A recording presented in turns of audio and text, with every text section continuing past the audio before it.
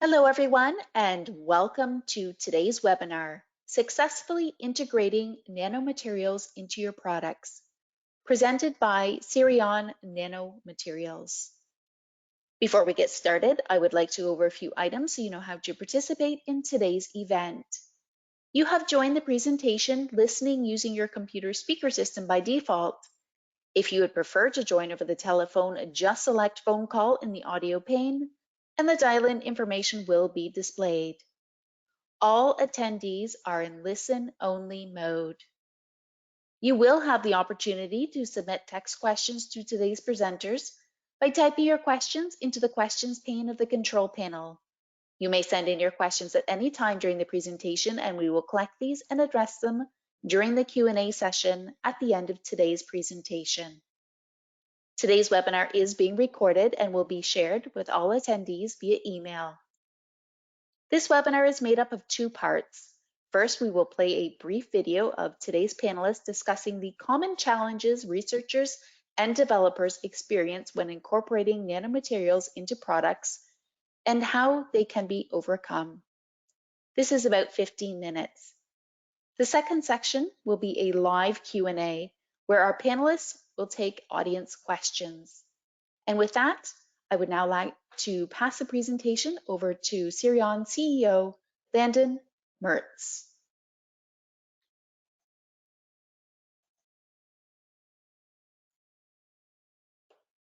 Welcome, everybody. It's a pleasure to meet you all. I'm Landon Mertz. I'm the CEO of Sirion Nanomaterials.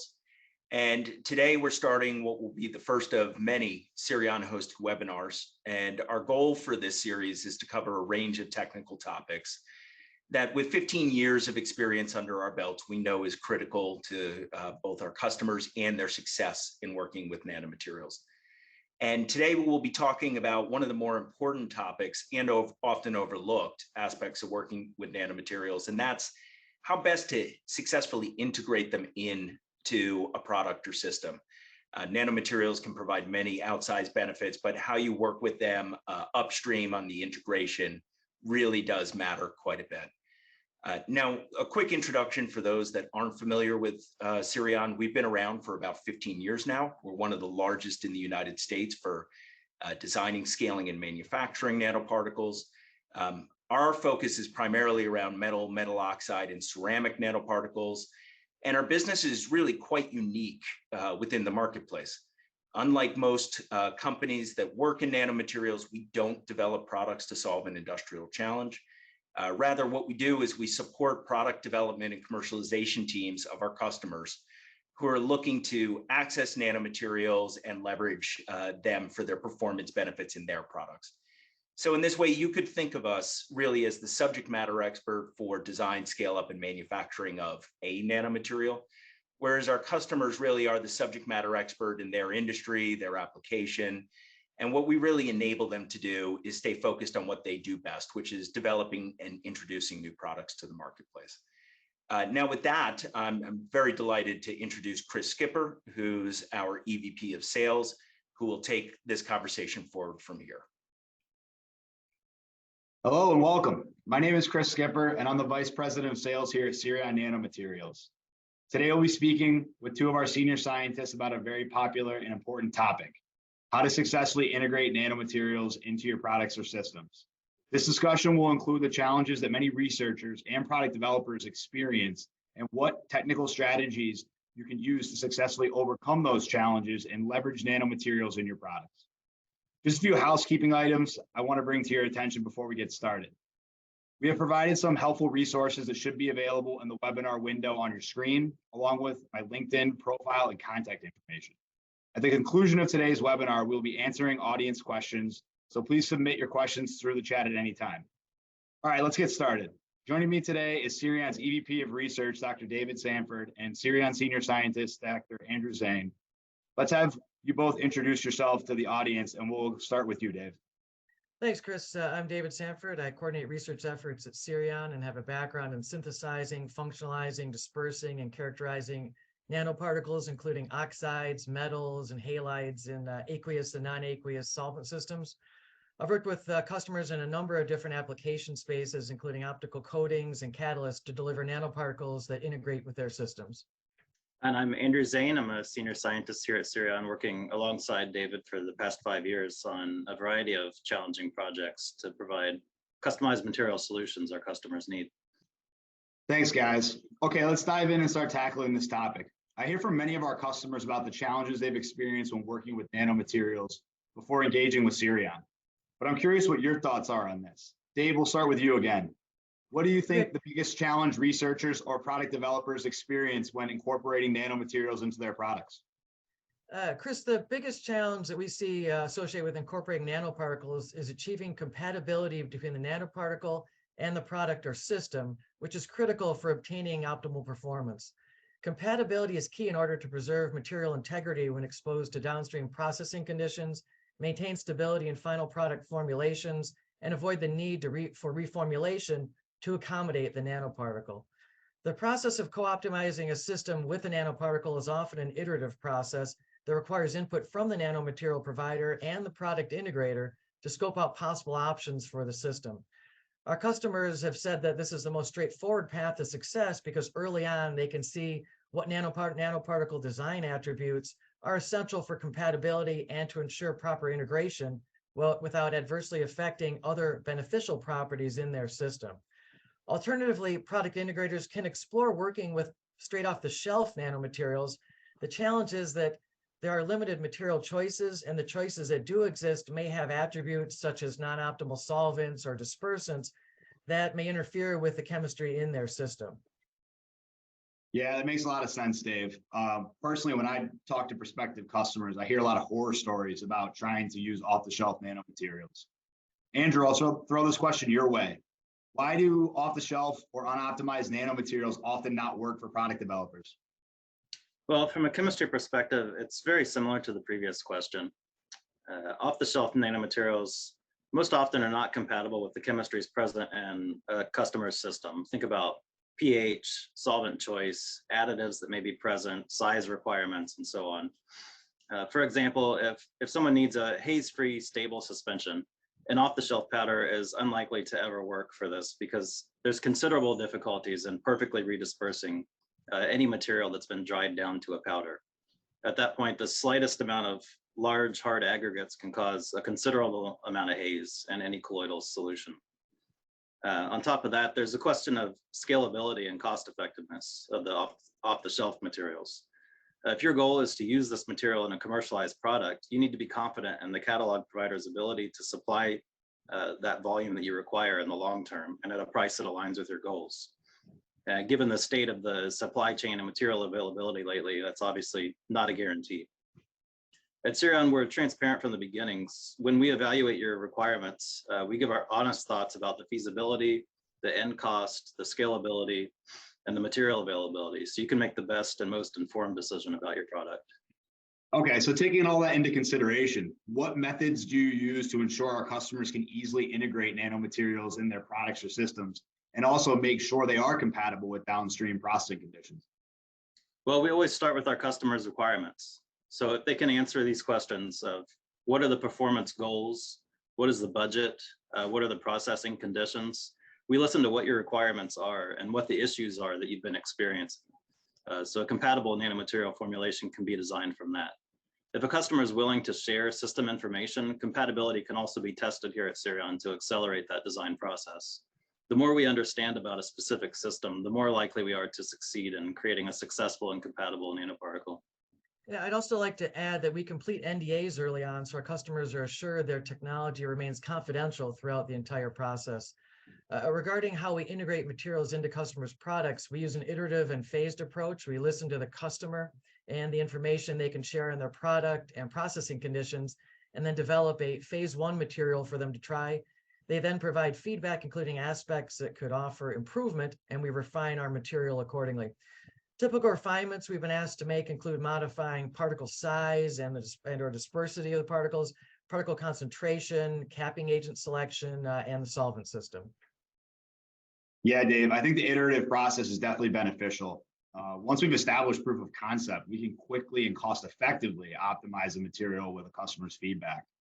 Okay, let's talk about dispersion specifically. Andrew, how do you ensure nanoparticles remain monodisperse and stable in a dispersion? And why is this important for product integration? Every system's different. So the main focus should be on avoiding incompatible chemistries and matching the solvent systems, whether that's aqueous, organic, polymeric, or some proprietary solvent. Sometimes it's a fairly straightforward path to achieve the optimal properties directly in the desired solvent and avoiding using any dispersants. Other times it's just not possible. So in those cases, we need to use other techniques like solvent shifting. We may test out some dispersants or other stabilizers. Yeah, for products like optical coatings requiring well-dispersed nanoparticles, the Sirion design systems, often including capping agents to prevent agglomeration. Capping agents and solvent choices are discussed with customers or sometimes suggested by customers to ensure compatibility with other system components. For some systems, capping agents may be designed to be removable downstream, either chemically or thermally, for example. For customers who want particle dispersity, but the presence of capping agent causes issues. So I feel like this has a lot to do with surface chemistry. Can you tell me why the surface chemistry of a nanoparticle is important for successful integration in a product? And what's the best way to control it? The surface chemistry of a nanoparticle is critical for ensuring compatibility with the desired solvent system. We use a variety of capping agents to control surface charge or functional groups. Some examples of things we've worked with before include silanes or thiols. These can generally bind fairly strongly to metal oxide or metal particles. These are often also available in just a variety of chemical functionalities. But this is all highly dependent on the nanoparticle we're working with and the product or system it's going to be incorporated into. With some other materials and systems, actually a weaker ionic bond to the particle may be desired so that capping agent could be more easily removed later on. In dispersion formulation, things like solvent choice, pH, ionic strength, capping agents, polarity, additives, and nanoparticle concentration can affect surface chemistry, so they're controlled to meet customer specifications. We control them by developing processes and formulations designed such that the critical attributes are consistent with customer requirements. Once the optimal formulation is identified, the process of integrating nanoparticle dispersions in customer systems is generally straightforward. All right, now let's briefly talk about nanoparticle composition. How can it be essential for optimal performance? Chris, many times a specific material composition or phase will be needed to obtain a property of interest. In these cases, a synthetic process needs to be designed that is consistent with obtaining the necessary composition or phase, ideally in high yield. This is something Sirion has done routinely for customers. Yeah, and in certain cases, we'll dope materials to enhance or change specific properties. For example, nitrogen doping of titanium dioxide can introduce absorbance in the visible light range in addition to the UV that it typically has. And this can be advantageous in certain cases. Yeah, it's super interesting. Now, I know that particle size is an important technical attribute for successful product integration. What methods do we use to control particle size? Well, as always, we work with the customer to understand what particle size is best for their application. What is very important here is that we make sure we're on the same page regarding sizing details to understand whether crystallite size, agglomerate size, or grain size is the value of most importance. We ask customers what analytical sizing method they've used to determine their preferred particle size so we can use the same one when evaluating our samples. Sirion will then design a synthetic process to prepare appropriately sized particles, which may include chemistries to control crystallite growth and agglomeration, and a washing step designed not to compromise particle size. Yeah, and oftentimes in our synthetic processes, we'll adjust the reaction time, the temperature, capping agents to fine tune and find the most optimal size. Specific size can be important for haze, for example, where smaller would be better, or if particles need to embed within a system where a larger particle size may be better. Many times this involves a more delicate balance. So in displays, for example, if a particle is too large, the transparency can be negatively impacted. But if it's too small, it may limit the increase in refractive index that the customer is looking for. So it's essential that you harness the exact right size so you can achieve the performance that you need. And equally important is the characterization of that particle size. Yeah, I'm glad you brought up characterization. Hey, Dave, what are some of the analytical instruments that we utilize? We have access to a number of techniques in-house, including DLS, SLS, XRD, ICP, TGA, and SEM. We also have access to a variety of other instruments like TEM and XRF that let us measure other particle attributes. Information from these analytical approaches helps inform decisions and track particle attributes as formulations are scaled up to larger volumes to ensure consistent performance. Okay, yeah, I'm happy you mentioned producing nanomaterials at larger volumes. So many times I've heard a customer say that they've identified a nanomaterial that meets their product and performance needs, but they cannot effectively scale and manufacture it. What steps can be taken to improve the likelihood of manufacturability of a custom nanomaterial? The path to scaling up and manufacturing nanomaterials is not always straightforward due to the technical nuances and complexities of these materials. First, you start by understanding your scale-up needs, which could include volumes, costs, and regulatory issues, and develop processes at lab scale consistent with those requirements. We do this by working with Cirion's development team to ensure processes we use at the lab scale are scalable. Upon indication from a customer that a nanoparticle solution is working for them and larger quantities are of interest, Cirion further engages its development team to scale the process to prepare even larger quantities and to consider process and equipment implications for moving to even larger scale. Yeah, and I'll also add that if possible, we'll try to avoid certain solvents or choose different methods that are more concentrated, which can result in much lower costs of production down the road. All right, thanks so much to Andrew and Dave for joining me today. Now it's time for a little Q&A with the audience. Don't forget to submit your questions in the chat and let's jump right in.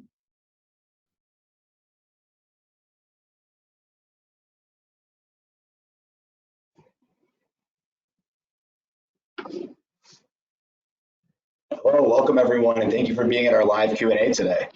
We have already received an abundance of questions from the audience and are going to try to get through as many as we possibly can. For those of you that have a very specific question about a use case, we'll be following up with you offline. We also had a couple of questions about carbon nanotubes and graphene, so I just wanted to let the audience know right now that Cirion currently doesn't have that capability internally, but if that's something we get into, obviously we'll be promoting that on our website. Okay, let's dive into our first question. What are things I should be aware of when it comes to structural and chemical interfaces with advanced nanomaterials? Dave, do you want to take this one? Yeah, sure, Chris. This depends a lot on the system in which you want to incorporate a nanoparticle. In a dispersion, a nanoparticle will often be associated with a capping agent, which will need to be compatible with the solvent and other dispersion components. This often requires screening a number of potential capping agents in the system of interest to determine the best option. In aqueous solution, things like pH, conductivity, and surface potential can influence nanoparticle integration. Structurally, smaller nanoparticles are generally more reactive and may even exhibit color shifts from larger nanoparticles of the same composition. So all this needs to be factored into the determining the optimal nanoparticle for a particular application. Okay, all right, next question. What are best practices for the selection process of a specific nanomaterial for a given application? I think I can take this one. I would say that most customers working with nanomaterials are typically trying to enhance a specific property of interest in their product. If you don't know what material could help achieve this specific property, it's best to start by doing some research in the public domain and then evaluate commercially available nanomaterials based off of what your findings were. And then I would say, once you end up identifying a specific material of interest, you want to evaluate those commercially available materials to see if they meet your needs. If they do, that's great. Then you probably don't need Cirion services. But if that was always the case, then Cirion would not exist today. And this is generally when a customer reached out to us saying that they have a set of desired technical specifications for their material of interest. And that's when this information will allow our research team to add a lot of value to that specific customer, as we will design candidate materials for the customer to test and optimize with their feedback. All right, switching gears, this next question is a little more industry specific. How can nanomaterials be used in coatings applications, and how do you source nanomaterials for said coatings? Andrew, can you help us out with this one? Yeah, sure. So the nanomaterials that we work with, which are mainly inorganics, these are often used as additive components in coatings. So we work with many customers who are integrating these materials into their coatings. And when we develop a nanomaterial, we source all the raw materials to produce it. And we're always looking for the most cost-effective and readily available options possible. This is especially important over the last couple of years. Typically, we'll work iteratively with the customer, preparing different nanoparticle options until we find the right combination of the nanoparticle and any required additives, such as capping agents or dispersants. Once the customer has indicated they're achieving the performance they want, we then work with our scale-up team to develop a synthetic process to meet the customer's short-term and long-term needs. Here's a good follow-up question, Andrew. What other sorts of applications or industries can nanomaterials be used in? Well, there's a lot. Broadly speaking, we work with any industry that's finding ways to use nanomaterials to advance their products. Some examples of industries or applications I've designed nanomaterials for would be the display industry, medical devices and materials, conductive metal inks, and specialty hydrophobic or oleophobic coatings. Thanks, Andrew. All right, Dave, opening the floor if you'd like to add anything at this point in time. Yeah, sure, Chris. I've designed nanomaterials for quite a few industries, including catalysis, optics, and fuel cells. And I really think we're still in the early stages of identifying all the potential opportunities for nanomaterials. I've been in the industry for almost 20 years and have witnessed a significant uptick in the number of companies looking for ways to have nanomaterials optimized for their products.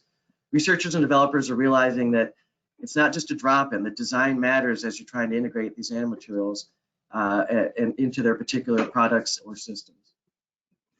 Well said, Dave.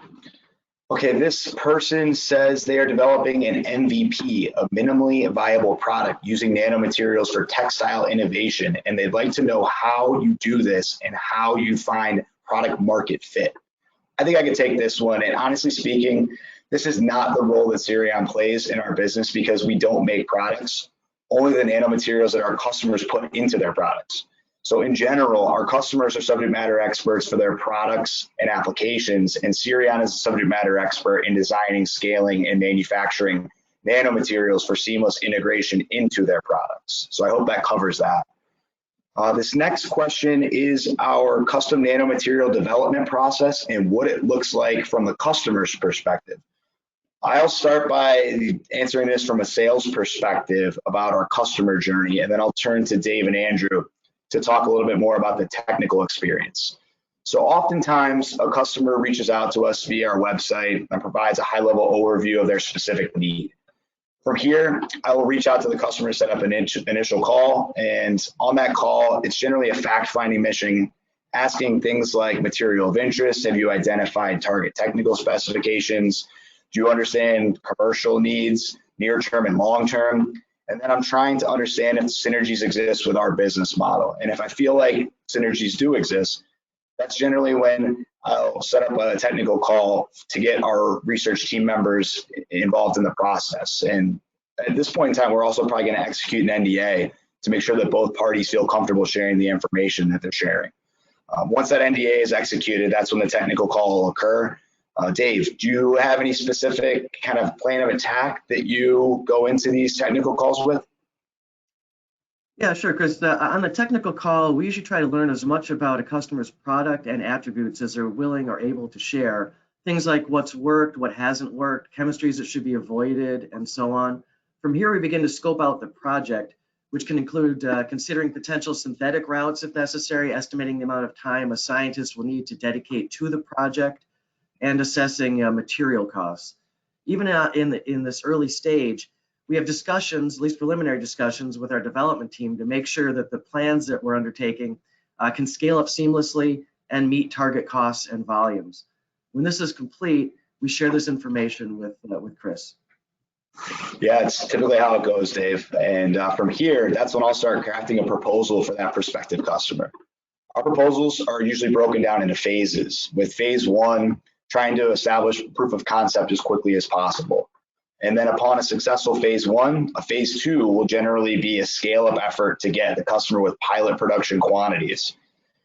There could be multiple scale-up phases depending upon the customer's annual volume requirements, but eventually we'll get to a batch size that meets the customer's need and get into more of a supply agreement type relationship. Throughout the scoping of a potential project, our goal is to provide the customer with the most honest evaluation of what they can expect in terms of probability of success and associated costs and timelines. Hey, Andrew, can you talk a little bit about what happens when a proposal is approved by a customer? Yeah, so when we have a new project created, That project will be assigned to a principal investigator at Sirion, like David or myself. We then oversee and assist in carrying out that project. So we generally start by creating a preliminary candidate material that we characterize on our end, and we send over to the customer to test in their product or system. We then can discuss these results over email or in a meeting. Then we further optimize that material based on the customer's feedback if it's needed. Once that final formulation is then nailed down, the sample is prepared for evaluation by the customer. Then if larger quantities of product are necessary for additional evaluation, that procedure then gets passed on to our development team to scale up for pilot manufacturing. All right, let's get to a couple more questions. First, how does Sirion protect intellectual property? And second, does Sirion work with academia? So in terms of IP, we have a very customer-centric philosophy around intellectual property, as we do not make products at Sirion. When we work on a research project with a customer, whatever is derived is called the composition of matter, and that is owned by the customer, and they can choose to do with it however they'd like, whether that's file a patent, keep it trade secret. So we let them kind of decide how they want to protect that proprietary information. And then with regards to academia, we work with academic groups who are working directly with an industrial partner. Historically, we have assisted in transitioning and scaling materials from the benchtop to a manufacturing environment because the academic group traditionally didn't have the type of equipment necessary to do that internally. So for academics that are looking for samples, I recommend checking out lab scale distributors like Alpha Azar or Sigma Aldrich because Sirion is not a sample shop. But if you are working with an industrial partner, we'd love to talk to you. All right, unfortunately, that's all the time we have for today. If we didn't get to your question, we apologize and we'll follow up with you directly. We hope you have found this helpful and insightful, and it's going to help benefit you in leveraging nanomaterials in your products moving forward. As always, Sirion is here to help, so don't hesitate to contact us with any questions you have, and visit us at sirionnano.com to learn more about who we are, what we do, and to access additional resources. Thank you so much. Good luck integrating nanomaterials into your products and systems. Back over to you, Clara. Thank you so much, Chris. And thank you everyone for attending today's webinar, Successfully Integrating Nanomaterials into Your Products. On behalf of Sirion Nanomaterials and our presenters, thank you for joining us today and have a great rest of your day.